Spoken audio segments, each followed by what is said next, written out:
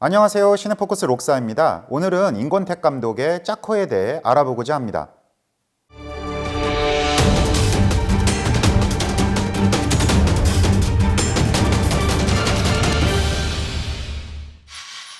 한국 영화계의 거장, 한국 영화사의 산 증인, 한국 영화의 살아있는 전설, 이 모두가 인권택 감독을 수식하는 표현들인데요. 모두 다 당연히 인정받을 만한 찬사지만 저는 개인적으로 브리테니커 백과사전에서 인권택 감독을 설명하고 있는 한국 영화의 아버지라는 표현이 제일 마음에 와닿습니다. 인권택 감독이 국내 및 해외에서 이런 평가를 받는 이유는 비단 영화계에서의 그의 오랜 경력뿐만 아니라 한국적 재재를 자신만의 인본주의적 가치관과 결합시켜 독특한 영화 미학으로 발전시킨 공로를 인정받았기 때문이라고 할 수 있습니다. 인권택 감독의 작품 세계를 한마디로 정의하자면 역시 인본주의적 가치관이 가장 두드러진다고 할 수 있습니다. 인본주의, 즉 휴머니즘이란 인간을 보다 인간답게 만드는 정신이라고 할 수 있는데요. 인권택 감독이 이러한 가치관을 정립하는 데 있어 그의 격동의 가족사가 결정적인 원인을 제공하게 됩니다. 인 감독의 아버지와 삼촌이 한국전쟁 전후로 좌익 활동을 하면서 지주 집안이었던 가세가 급격하게 기울게 되었고, 이에 따라 유년 시기와 학창 시절을 경제적인 어려움 속에서 보내게 됩니다. 여기에 빨치산 가족이라는 낙인이 찍히며 연좌제의 피해를 직접 겪게 되죠. 이렇게 좌익과 우익의 갈등으로 인한 이념에 대한 트라우마는 이데올로기에 대한 저항으로 이어지며 역사와 이념보다는 인간이 최우선 되어야 한다는 그의 휴머니즘을 잉태시키는 바탕이 되었다고 할 수 있습니다. 인권택 감독의 102편의 작품 중 이런 휴머니즘적 세계관은 때로는 이념의 대결 대신 인간의 화해를 모색하는 것으로 나타나며, 또 다른 한편으로는 모성애와 동심 그리고 종교적 세계관을 통해 드러나기도 합니다. 인권택 감독은 한국 영화의 국제화에 크게 기여한 감독입니다. 해외 영화제에서 잇따라 수상하면서 세계 영화계에서 한국 영화의 가치를 재조명하게끔 하는 데 있어 결정적인 역할을 하게 되죠. 시바지로 베니스 여우주연상, 아제아제 바라아제로 모스크바 영화제 여우주연상을 수상했고, 2000년 춘향전으로 칸 영화제 경쟁 부분에 초청된 후 그의 99번째 작품인 취하선으로 제55회 칸 영화제에서 감독상을 수상하면서 세계적인 감독의 반열에 올라서게 됩니다. 2005년 베를린 영화제는 이런 그의 공로를 인정해 명예 황금금상을 수상하기도 했습니다. 인권택 감독은 상업적으로도 한국 영화사의 역사를 매번 갱신해 왔는데요. 장군의 아들이 단성사에서 6개월간 상영하며 서울 68만, 전국 200만 관객을 동원하며 13년 만에 겨울여자의 흥행 기록을 갱신하게 됩니다. 또한 서편제로 서울 100만 명, 전국 300만 명을 동원함으로써 한국 영화라는 최초로 서울 관객 100만 명을 돌파하는 데 성공하죠. 1962년 두만강아 잘 있거라로 데뷔한 인권택 감독은 10년 남짓한 기간 동안 무려 50여 편을 연출하는 전형적인 다작 감독으로 활동합니다. 그 기간 동안 멜로드라마, 액션, 스릴러, 코미디 등 거의 모든 장르의 영화들을 섭렵했는데요.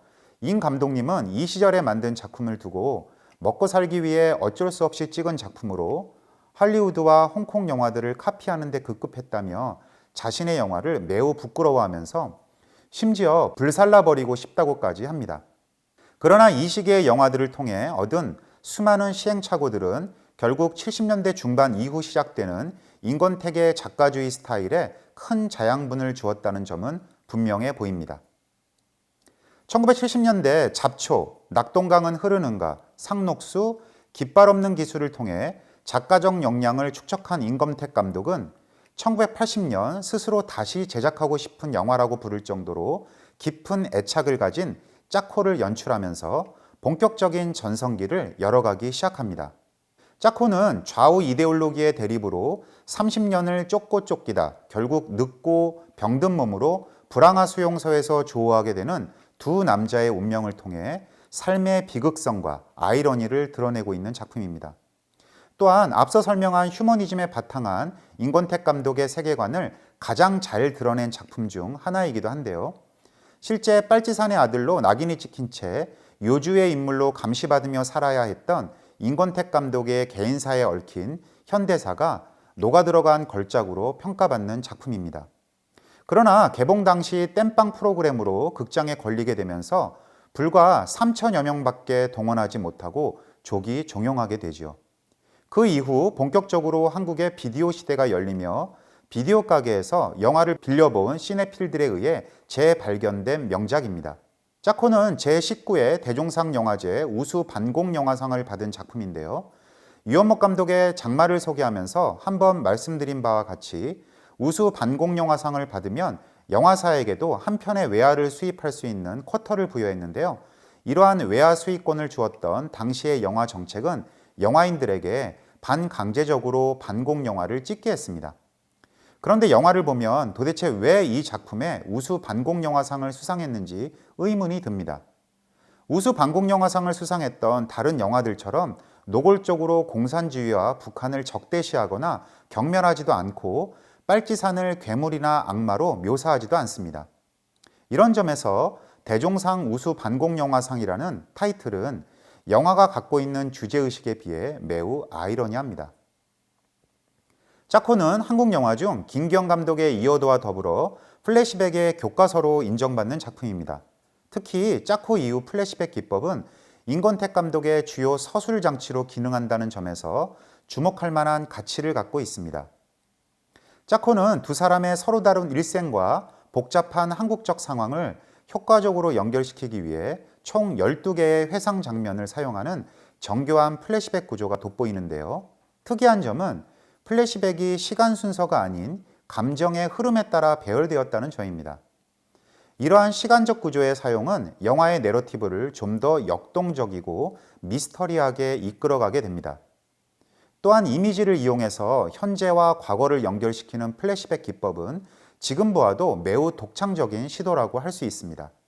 예를 들어 연인들의 포옹 장면이 TV에서 나온 후 이어서 플래시백이 연결되고 짜코가 거울에서 수은을 긁어내는 장면과 빨치산 점순의 장면이 플래시백으로 연결됩니다. 즉, 단순히 시간만을 연결하는 구조가 아닌 공간까지 연결되는 복합적 시공간의 활용이 매우 인상적입니다. 특히 여인숙에서 거울을 이용해 공간을 보여줌으로써 같은 시공간을 서로 다른 시점으로 표현하는 이원적 해석을 가능하게 하는 장면과 화장실 뒷간에서 벽을 사이에 두고 기열과 짜코가 대화하는 장면은 감탄을 자아내게 합니다. 이를 위해 인권택 감독은 시나리오를 담당한 송기란 작가와 함께 따로 콘티를 짜지 않아도 그냥 찍을 수 있을 정도로 심혈을 기울여서 한 달간 플래시백 구조를 연구했다고 하죠. 장고와 대금 등 당시 한국 영화에서 거의 사용하지 않았던 한국적인 사운드의 활용도 매우 돋보입니다. 한국 악기와 서양 악기를 혼합하면서 대금 연주와 구음의 사용이 어우러지는 사운드는 매우 뛰어남에도 불구하고 영화 내내 절제하며 사용합니다. 두 주연 배우의 열연도 짜코에서 빼놓을 수 없는 관전 포인트인데요. 대배우 김승호의 아들이자 다수의 한국 영화에서 주연을 맡았던 배우 김이라는 인권택 감독의 많은 영화에서 중요 역할을 담당했습니다. 또한 이어도의 천남성 역을 맡았던 최윤성 역시 뛰어난 연기력을 바탕으로 영화계의 주목을 받은 배우였지만 이후 지속적인 활동은 하지 못했습니다.